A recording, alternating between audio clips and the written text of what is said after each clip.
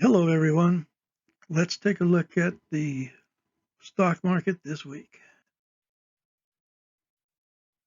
We got a happy camper. We're still in the market and we're making money. He's making money because I see he's got our little investment rag up there in front of him. He's pretty happy. Okay, me too. Sectors, bad news continues on the regional banks, and their action appears to be drawing all financials back down. A few other things are coming down now too. So it does not look like this is going to recover and everybody else takes off high. It looks like it's going to drag it all down. So I've made a much more robust portfolio based on a potential problem fairly soon here. As you recall, last week we came up with a portfolio that was great for the last year by taking a good mixture of all of the ETFs that had done great over the last year, put them together, and we came up with a nice portfolio. Well, the problem is if we take that mixture and go back 5 years, we're not going to get anywhere near a 32% return with only a 6 or 7% drawdown at all. What do we get? Well, we went through this little bobble kind of okay, but we did not take the 2020 crash at all. It really hammered us. From then on, we're in great shape, but the problem is it did not handle this. So that formula is not robust. And so even though it looks great over the last year,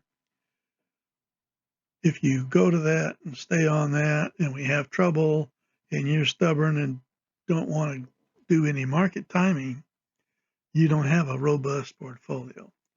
So we went to work to make a robust portfolio.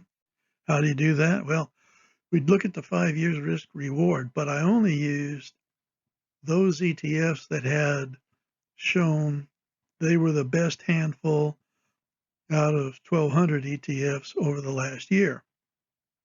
So you had to have good performance over the last year. Then you're included in my search for a good, robust portfolio over 5 years. And the 5 years will include at least those two other drawdowns.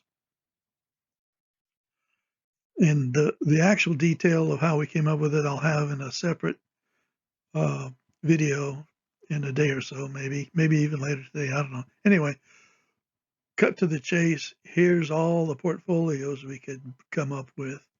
And so we picked one here that has lower than 10% drawdown in 5 years and making about over 12%, which is pretty good.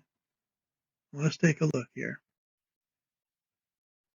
It has VIXM in it and SVXY in it. So one's long volatility and one's short volatility. Cane sugar, gold, and housing builders. And you combine them all and it makes a point right here, and that's our 5-year portfolio. How does it do? Sailed right across that little bubble with no problem. Jumped around a little bit, but basically entered and left in super good shape. Way behind the QQQ there, but it continued on, just a little bit of a dip, and then it pulls out ahead. So it has a great last year. It is coming up faster than QQQ, and it's robust enough to handle these drawdowns.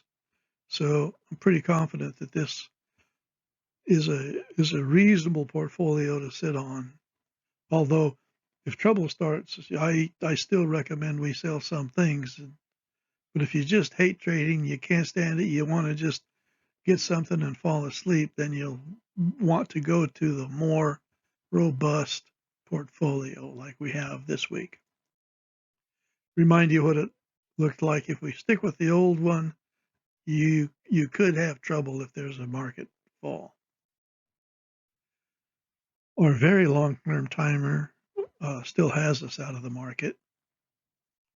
Our shorter term back to 2006 is looking pretty good. We're back in the market. And you see that although the VIX kind of came up a bit, it went back down. So we're in okay shape. Real quick, you can go on Morningstar and look at all the things you have in your 401k and just let them plot out. And you can see which ones are doing good. But basically, the ones that are closer to the S&P or the QQQ will be the ones that just trounce everything else. And no one's plan has a reasonable long-term bond in it. And the long-term bonds act silly now anyway. So you're basically looking at just picking the best of all the different mutual funds you might have to do your 401k plan with. And so we have Merlin staying with theirs, everyone in human interest, they got their VIGAX, the new portfolio, which we talked about, and then half of that. So we're 50% cash, and then half of those numbers in portfolio one, which is my recommendation for retirees. Max inflation portfolio for those that want to make a little bit of money. No change there, nothing there. Yes, we're still 100% buy. Timing are just fine. Volatility says buy. 200-day moving average says buy. So S&P has come down enough to trigger a sell, but that's just a heads up to keep an eye on it. It's not the signal we use on the QQQ to say, all right, we're going to go out of the market, because the QQQ is still hanging in there pretty strong. You can barely see here the daily came down, but it popped back up. So over the last couple of days, I would just give it a neutral straight across. So it's, in my mind, it's not trending down hard enough to get excited yet. And if we go down and look at our shorter term signal, if it continues to come up right away, it'll trigger a sell, but it's turned and is bouncing around down here at a low number. Well, thank you, everyone. We'll see you next week. Goodbye for now.